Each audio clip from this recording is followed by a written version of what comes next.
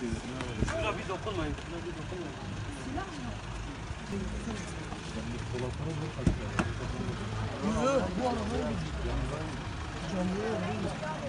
Bunlar kot muydu? Kumaş mı altı pantolonu? siyah kot. Jüri kaldı.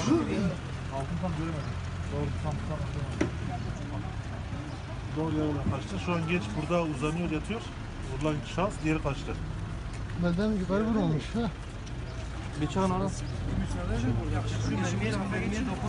Geçin bu tarafa geçin. Polis kıydı ha. Ambulansa gidin, ambulansla şey yaparız.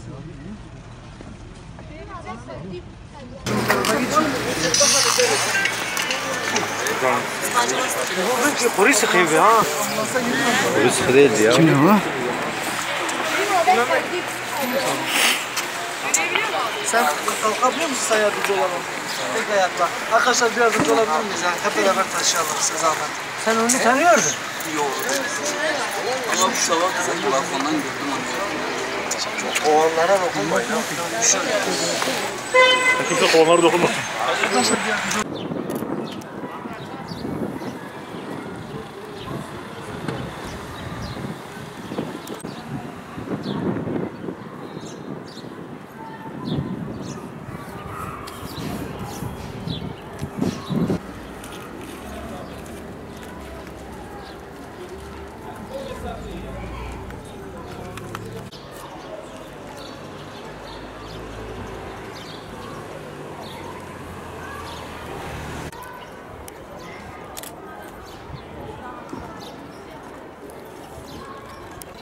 Adres tamamdır, almışım.